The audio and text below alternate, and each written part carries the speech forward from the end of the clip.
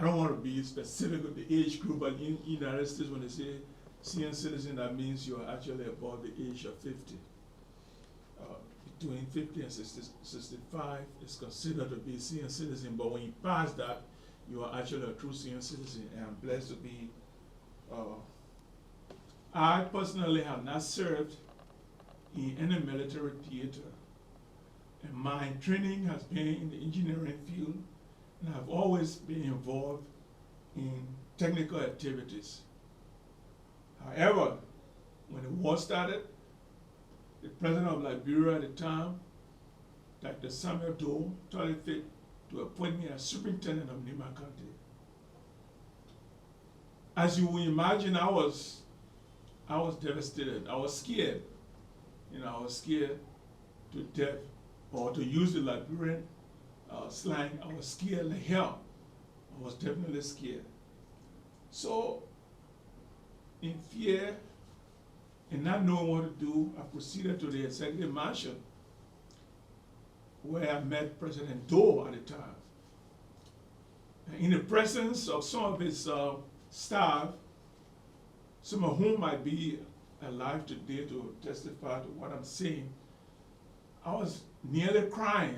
I said, I consider him to be a friend. I said, Chief, why are you sending me to the war front at this time when you know I had never actually served in the army, the active military, except during the time that I did my basic military training in Camp Tony. And then thereafter that, I was a cadet on the Army Student Training Program on BWR, where ROTC was also taught. Reserve Officer Training course was also taught as one of the major courses. So, except for those experiences where we play with old rifles and man-made or handmade or wooden rifles, I never held a gun. And the president looked me in the face and said, Jackson, these are his exact words, or were his exact words. Jackson, if anybody who is qualified to go into the situation as it is in Nima County, that person is you. I was left with two emotions. First I was scared, but then I'm like, okay, maybe the president actually has a lot of confidence in me that I can mitigate the situation in Nima. That happened on the 3rd of January, just a few weeks after the invasion was launched. Following the meeting with the president, I was very hesitant. But then the late Johnny Paul, who was special assistant to the president and confidant of the president, walked me outside and said, the chief has a lot of confidence in you. Of course, the president told me that, but coming from Johnny Paul, who actually knew and read the minds of the president, and he being my fellow Nibayan, I said, okay, I think the president means well. But as a man of faith, I decided to seek spiritual guidance from my pastor and the bishop of the Lutheran Church at the time, Bishop Ronald Dix. And my pastor was Pastor Allison of the St. Peter's Lutheran Church in Cinco. And when I met with these two prelates, but at the end of the prayer, both of them prayed, they prayed for me. They prayed for guidance. By the end of the prayer, what I was told was that, Jackson, there's nothing we can say but go home and pray and do whatever God tells you to do. I didn't know what to say. I left from there. A few days after that, I took up my difficult and most challenging assignment of my life by being superintendent of Nema County. Thankfully for me, I was so close to the U.S. Embassy and the U.S. military mission. So because I didn't have any kind of support from the government of Liberia at the time, I was assigned a U.S. military mission vehicle, a sport utility vehicle, commonly called today a Jeep. And that vehicle was gassed, and they gave us drums of gasoline to take me to Nimba. When I arrived in Nimba, of course, Nimba was a war zone. And things were scattered. Once you cross the Simpo Bridge, you knew you were in a war zone where bodies, it's my first time seeing bodies. And you cross and went into Nimba in a war zone. Whereas when you come on the other side of Bon County, which is Bon County, it's like normal life was going on. So it was that difficult a situation that I found myself in. Barely 1 week after my assignment on January 16, 1990, while hosting one of my many mass meetings, as it was those days, because everybody, all the chiefs, the women and children have been displaced and they converged on the capital, Sanikole. And I usually had meeting with them to assure them and to let them know that they were safe. It was one of those meetings I was in and hosting when the late Major Bubba Duncan, he was from the 1st Battalion, walked up to me and whispered in my ear that, Superintendent, your parents, your father and your uncle were killed last night, and their bodies are still lying there because of the deteriorating security situation. Now, what would you do? I mean, I don't know if some of you can even imagine what to say. Do I belch out a loud crowd and then, a loud cry and walk away from there? What would have happened to those people that depend on me for moral and spiritual support? What would have happened to them? I thought for a while, and what I thought, I held back tears, and I held back my tears and bit my lip. And as if nothing happened, I continued that meeting. And God was actually in control because it was very, very emotional. We continued that meeting until it came to the normal conclusion. Following the conclusion of the meeting, we proceeded to my hometown, which is Paye Old Town, located in Lower Nema County in Electoral District 6 along the Ivorian border. And as you can imagine, during those days, traveling in Nema was very, very dangerous. But God guided us, and we made it through to my town the next day. Unfortunately, when we arrived, the bodies of my parents had been buried in a common grave. Without much fanfare, I said farewell to my parents and left from there. I am not saying all of these things or revealing these things so that people will have sympathy on me. No. I am saying these things because I want for people to know that the war that happened in this country spared nobody, and we all were victims. Today, I'm glad and proud that I'm able to put that behind me. Despite the devastating blow early on in my assignment, I went back to Sanikole and played my role as a political leader, even though it was in a military theater at the time. I was able to go back to San Nicolas the same day to continue my role as the political leader of the county and the person on who all of the citizens could rely on in time of crisis.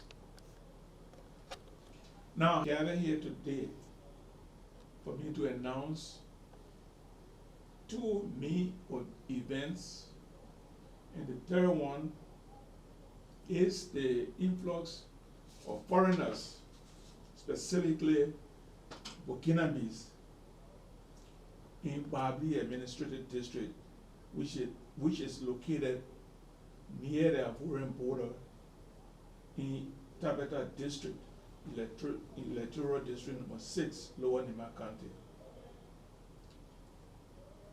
And the main events that I want to announce are: one, I am donating 50 acres of my privately owned and deeded land located in the township of Gray, Lower Nima County, to a technical vocational education foundation. I have all of the deeds, the documents here, starting with the public land sale record signed by the elders of the district to one Mr. Henry Dufo, and the transfer deed from Mr. Dufo to me. The records are there. The tax records are also available. The land that we are donating will be used for a vocational institute that will be created to cater to the needs of the young people in Lower Nima County and other adjacent communities in that area. A portion of the land will be used for agricultural activities for students of the agricultural department, and part of it would be to sustain the institution or supplement the sustenance of the institution.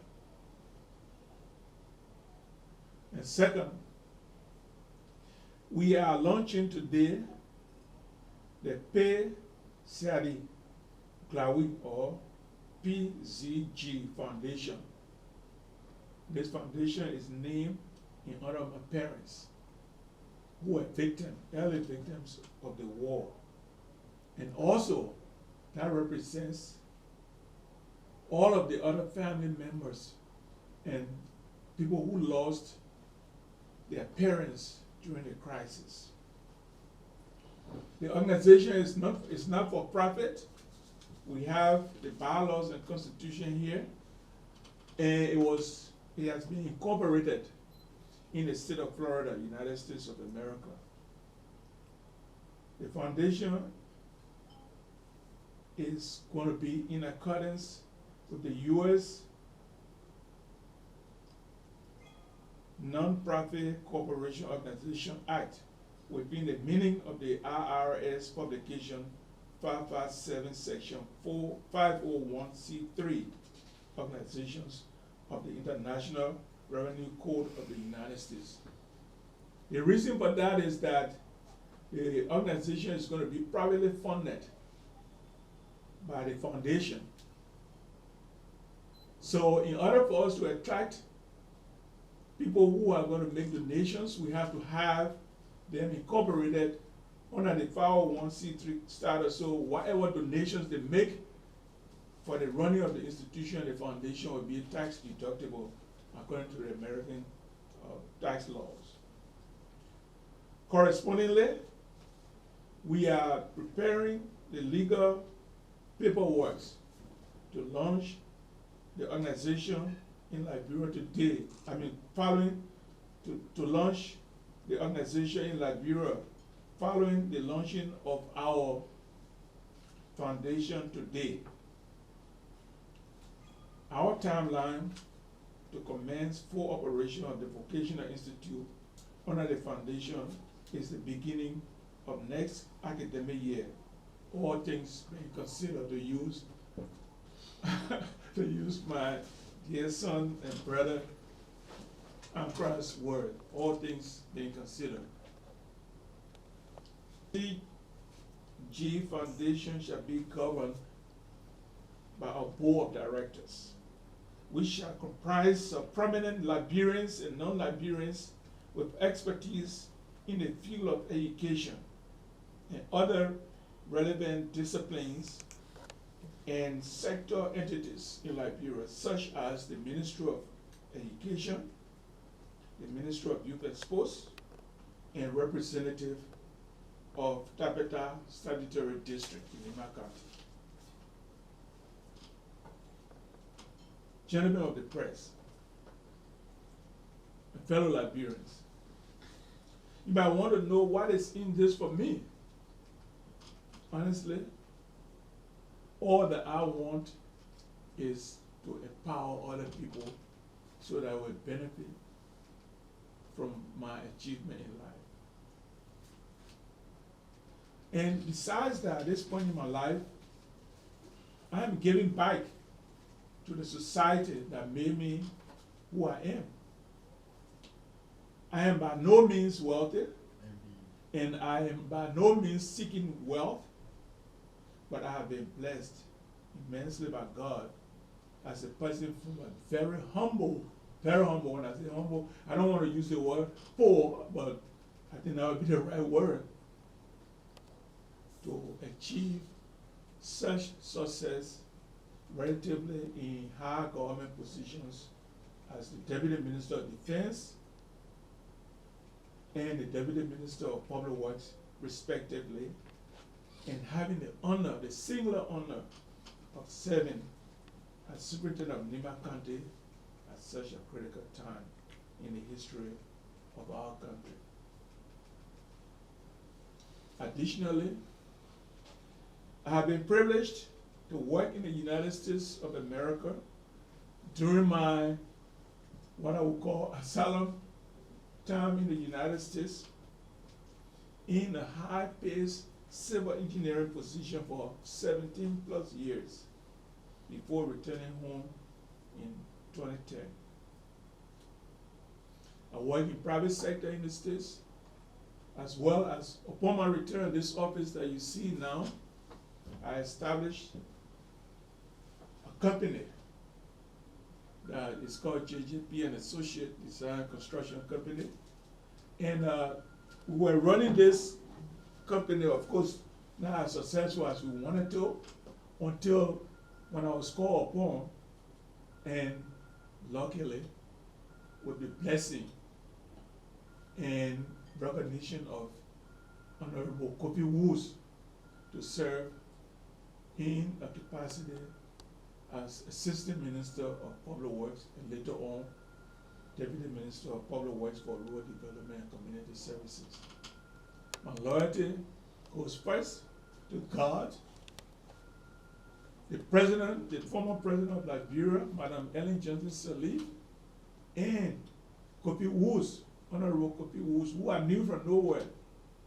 But when I asked him, after my appointment, why did you appoint me? Have you known me? And what he told me was that during the days there were student leaders at the University of Liberia. They used to admire me as a young man, and all of them wanted to be like me.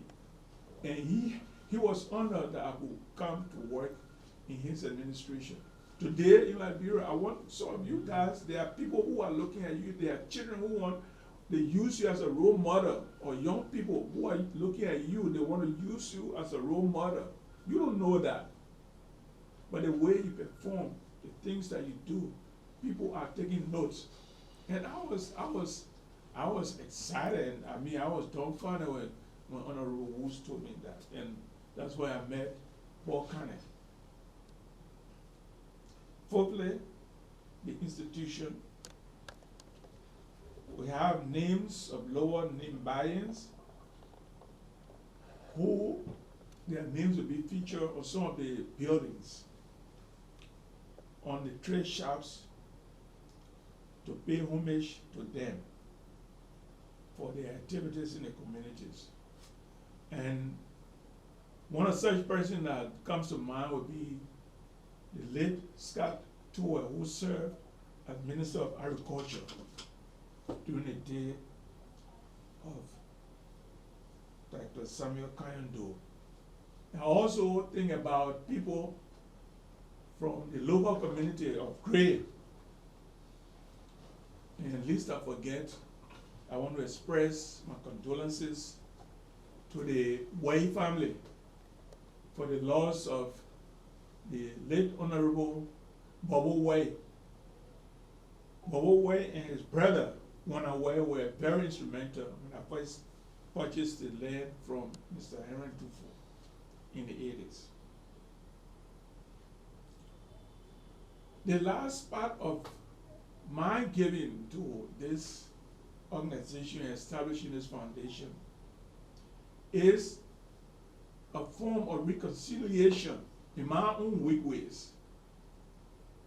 We can reconcile among ourselves without anybody getting involved. And as you may know or may not know, in 2017, upon my private initiative, we had a reconciliation program or reconciliation activity in the European clan among the 3 towns of the area that were devastated by war.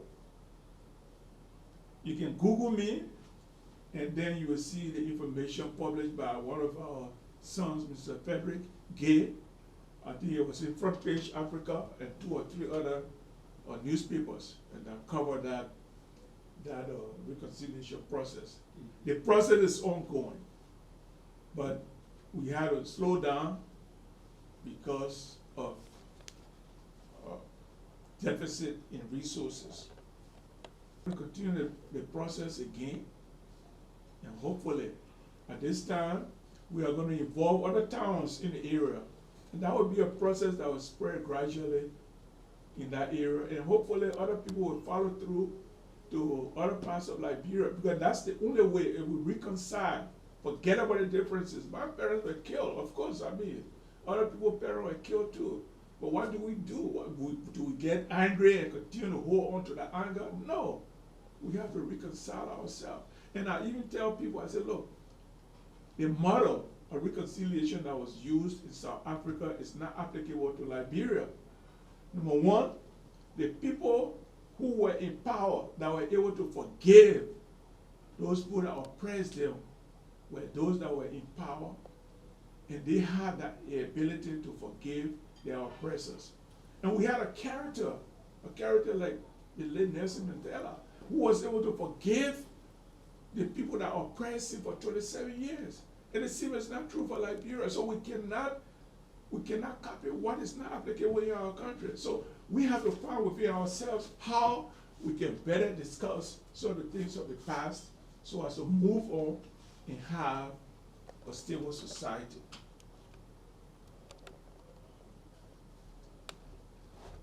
Now, one of the institutions in Liberia that I'm very proud of is the Booker Washington Institute. Booker Washington Institute is a premier university, premier, I hope it be university one day, but it's not yet. It's one of the premier, or it is the premier vocational institute, my alma mater, which is located. Some of the finest architects, engineers of all stripes, scientists, agriculturists, politicians, renowned journalists, and entrepreneurs in Liberia and other parts of the world. The creation of this vocational institution that we are talking about in Lower Nima County is not meant to substitute BWI, but rather to replicate what was taught by us, to us at the institution that made us who we are today. There's a saying that says, a journey of 1 million miles commences with a single step. When we open our doors, we might not have the student population that we want, but if we have 2 or 3 students who would benefit from us, That would be a fair beginning for us. Distinguished gentlemen of the press, fellow Liberians. The final point, and by no means the least of our press conference this afternoon, is to bring to the attention of the national government the alarming rate of which for foreign nationals, specifically the Mosi, who are inhabitants of Burkina Faso, are crossing into Liberia, are crossing into towns along the border with Ivory Coast in the Paye administrative district. These people are taking up residence and are even acquiring land under dubious means. Paye district is along the border and comprises of a lot of vulnerable people. And the presence of a lot of foreign nationals in that part of the region of Liberia poses a serious security threat to the people in that region, not only for the district, but to the entire region. And how do people enter? They enter in the town by somebody crossing over to the Ivory Coast and bringing them in. And these people that cross over to Ivory Coast and bringing them in are some of the citizens, very few, just a handful of them, who have the means to travel to Ivory Coast and bring them in. And then they tell them, you work for me, you make coffee farm, for example, you make 10 hectares for me, I will give you 5 and you take 5. So that means that person is entitled to that plot of land that they are plotting. Whereas these individuals that are entering into these kinds of swapping land for labor are not the legal owners of those land. The land is owned collectively. It's a communal property. So no one individual has the right to transfer their ownership or their perceived ownership to another person. I own land in Gray. I had a Bosi came there, he worked for me, I paid him, he went back. That was the end of the deal. Even if I wanted to give a portion of my land to a foreign national, yes, I would consult, I would have the right, but I would have to consult the local community. But it is un-Liberian, very unpatriotic for someone to go and bring foreigners in the country and give them a portion of the land, which even does not belong to them. My being stranded in the United States because of the coronavirus afforded me the opportunity to interact with our Liberian community in the diaspora. And when the issue of the Burkinabes came up in the discussions that we held, at that time, close to 100 of those nationals were in European Old Town, my hometown. And mind you, the area is surrounded by a large forest they call a Amakmede Geo Forest. It's an area that is uninhabited. And it's surrounded by the Boenquila, the Odo, Beaglo, and Paye district. And we have vulnerable people in that area. Now, they allow these foreigners, I mean, if I use the word offensively, I'm sorry, but that's who they are. They are not Liberians. Okay. To reside in that area and give them access to the forest. Now, gentlemen, think about it.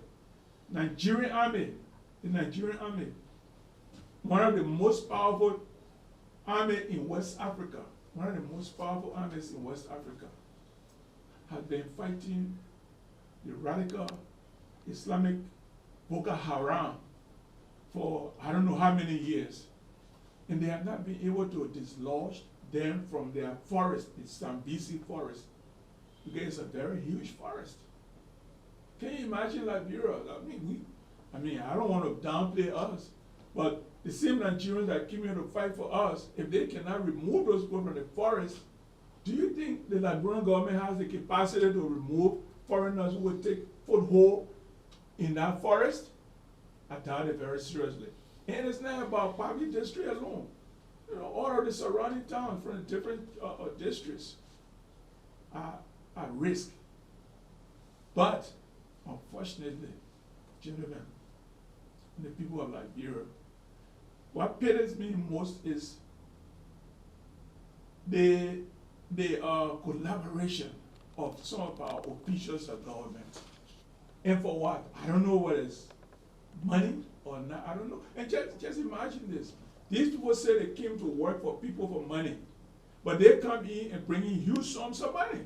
I mean, what is that? Is there not irony in there? If you don't have money, you want to come work for me, when you come and bribe me and help me bribe other officials of government with huge sum of money, I gotta be thinking. But again, I've become very emotional. For me, I have lived my life, and thank God that I have options. But it is the young people, especially, I see a lot of young people in the room here. It's young people like you who's supposed to be thinking. But unfortunately, it's the same young people who encourage these kinds of things. So, I mean, I'm speaking out. I have nothing personal against any of those people.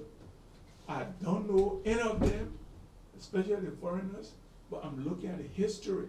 And when you go to my web page or to my Facebook page, you will see was Grand Gila County, okay, where few days ago, who I would consider as a friend of brother, Senator Marsha Dennis, published in Daily Observer and alarm over the influx of about 9,000 Burkinabes. Of course, today I read in another daily that the information is not correct. But whatever the case is, like they say in Liberia, where there's smoke, there's fire. So it's saying that Marsha Dennis can say that, and maybe somebody else disputing that, then you gotta know that there is some contradiction, especially among some of the local leaders, some of whom have been compromised. And I'm not against anybody, but the pity here is that our officials of government, for them to seek the interest of the constituents, instead they get compromised so easily. It's a mighty dollar that they look at. They not look at the interest of the people. It's unfortunate. My definition of politics of interest is the interest of the constituent, and not your personal interest.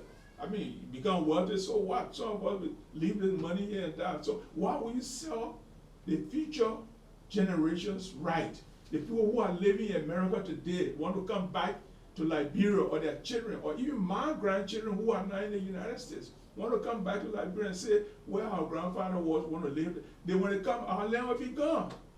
Amazingly, along the abhorrent Liberian border, who are growing up, Frank and Ben, he's young, he probably doesn't know much about that. But when we were growing up, we across the border were the Gio and the Crown. Today, when you cross the border, you go to Ivory Coast, it's the Mosi who are there. Does anybody wonder what happened to the Crown that were occupying, what happened to the Gio who are occupying that? Then we'll talk about it. And some people, some government officials will tell us, yeah, alarmists, we raising a false alarm. You know what? I wear that with a badge, as a badge of honor, because I'm protecting the interest of our people.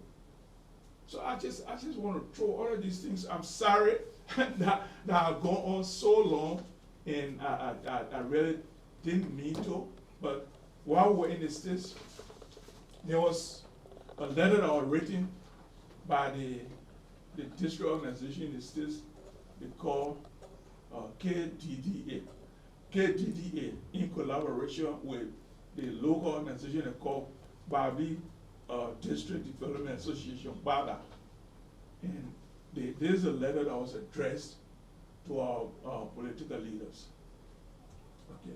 We talk about the security, we talk about the transfer right of communal property. They also talk about social streams. Like Liberia does not have resources already, then you allow influx of people. Where are these things going to come from? So these are the things that were mentioned. And luckily, as a result of this letter that was sent, and the influence of some prominent Namibians, the superintendent of the county, and I thank you very sincerely from the depth of my heart. I'm not seeing him. Honorable Kokwe, Nelson Kokwe, took a delegation of high-profile officials of NEMA to the district. They were there for, I think, 1 or 2 days while I was in the States. And following that visit, the statutory superintendent, the acting statutory superintendent of Tabata District, Mr. Paye, along with the assistant superintendent, statutory superintendent of development, Mr. Walter Sorgai, went back in the district and spent a considerable amount of time there, and they were able to arrive at some memorandum of understanding where the Burkinabes were given 30 days to vacate the area.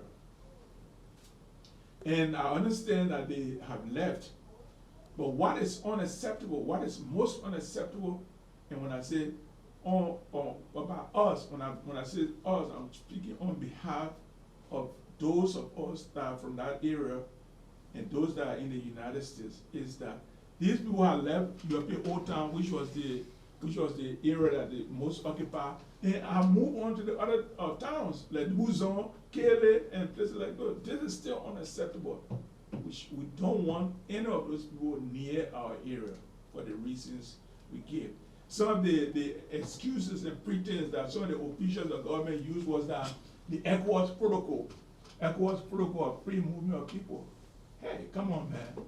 ECOWAS protocol, let ECOWAS concentrate on integrating the economic activities, even come up with a currency or single currency for the West African region before we talk about free movement of people and settling in other parts of the country when we don't even have equal opportunity. That is not something that we want to concentrate on now as patriotic citizens of Liberia. In the States, I want to come to Liberia so much that I was praying that God gave me the opportunity to walk upon the Atlantic Ocean since no flight was coming, to walk to Liberia. I mean, that's how bad it was. I am not the only person. There are so many people in my shoes. So this is the only country that we have. We must protect it. And we must do everything so as not to repeat the mistakes of our past. Thank you very much. And I will now pause. Okay, gentlemen, thank you so much. Any leader, any members of the leadership of, I don't want to venture to say, but the diaspora or community in Liberia, I mean in Babli, in the States, know about this. I doubt it very seriously. There's a devolution of authority, and that program was started by President Ellen Johnson Sirleaf, but she did not go as far as some of us really wanted to. And there was this community forest that was set aside for people to benefit from. I think there was funding from Norway and other places like that, so as to benefit the local population. And the community forest is supposed to be managed by a forest management committee. I am supposed to be on the board because somebody called me and said I was on the board, but I have not attended any board meeting of that nature. And for somebody to think that they can carry people there without the involvement of the population, I think they are mistaken. So I have not heard about it, and I'm not sure even the leadership of PADA, I venture to say that, I'm not too sure. But it is wrong for anybody to carry investors in the area there without the consent of the citizens. If anything should be done in our area, it should be done in an open forum where the citizens will participate and also know the benefit. These are not the time where somebody will go and get money from somebody and say, go and operate in your area. Just imagine what will happen. There will be chaos. And I don't want that to happen. I don't want that to happen. Thank you. Yes, sir. Yeah, in Dubuzon. And then between Gaye and Bontu. That the FDA and some partners are trying to demarcate the forest because some of the communities want their deeds from Okay. But there is a situation that is coming up. People of Dubuzon and OYOP, they are fighting over a forest. Okay. Why do you think this will mean to the reconciliation we're talking about? Yeah, that's a very, is, when we were growing up, I mean, we have areas that we identify, as, you know, owners of, that they belong to other, or towns. For example, during our days, when people are brushing, you know, road, you know, where from one town to the other, they brush the road, you know, they do manual labor, okay, there are areas that were demarcated, that the person from this town will brush to that particular area. And then there are also instances where people from each town farm in a particular forest, okay? And you know when you cross into, say for example, Luzon, you know that Luzon people area, because you see Luzon villages. That was clearly established those days. Now with the establishment of the community forest, and people are being more aware of land ownership, I think the land authority will have to be a part of that to ensure that they mitigate some of these crises. I know it will come up, but they will have to mitigate these crises. But again, my caution to the young people is that these things can be resolved without resorting to violence. These issues can be talked about. Our people used to go around, they used to go in the forest and talk about these things and come up with a conclusion that everybody will abide by. So I'm hopeful, and luckily I'm back in the country now. I pray that I shouldn't get sick again, so we are here. We'll see how it happens. So, One more question. I have been advocating that anything that happens in the County should be, you know, equitably distributed, positions and otherwise. But that has not happened because of what we call this democracy, which in some instances is misused because the majority always carry the day. And it doesn't work that way. Even the great United States, they got areas where they call, how do you call it? I would think about the word. But when they are dividing districts, electoral districts, gerrymandering, they call it gerrymandering. They look for people with similar interests and put them together so that they will elect somebody who will represent their interests. Okay? Even nowadays, when I was superintendent, most of the things, the crisis we faced, we were able to approach the issues of NIMBA at the time with one voice. And we had, I think, about 3 or 4 Mandingo people in the caucus. We were able to combine all of the tribes and work together in our one interest. That's how we were able to survive the war. But in today's Liberia, it's not like that. One person would just go and just, you know, override. And for example, the clause in the Liberian Constitution, I have it here, that talks about, you know, the president, the advice and consent, the power that the president has with the advice and consent. It does not mean that one senator can go and override the president's decision and allow it to stand. But that's unfortunate. The Peter Campbell situation is something that I know of. Mr. Colette, the issue was clearly laid to rest in most of the publications that we had, and later on claimed the attention of the president. And Tano remain as principal of BWR. You see, not every position in Liberia should be politicized.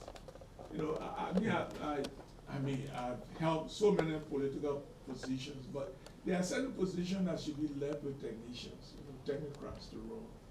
And BWR is such an institution. I understand, you know, when I was arguing up when somebody said, oh, BWR has always been a political institution and so on and so forth. Well, that could be true. But when you give somebody a position, unless that person does something wrong, you can just go and remove the person because of, I don't know why, or political differences. So that's where I stood, and I made my ground, I stood my ground, I've talked about it, and luckily, the president, through Minister McGill, intervened, and Tano is still there as principal. But my interest is not in Tano. Let me put it this way. My interest is not in Tano or any individual. It's about the institution of BWR that gave me what I got. not only me alone, but there are so many people. So when you start politicizing these institutions, unfortunately, they will fall. And then, as far as the relationship between the new institution, or learn how to, do this work that they can employ themselves or becomes employers of others of similar skill. BWI is not going to replace BWI. We have to have people who have worked on BWI and served. If I on the board, I will propose some of the principles, the former principles of BWI will be on the board. So it will be a coordination of effort so that we all have one goal of empowering the young people of this country to be able to sustain themselves and not be lured by war and all these things about somebody giving you money and all that stuff that, money is not all to it.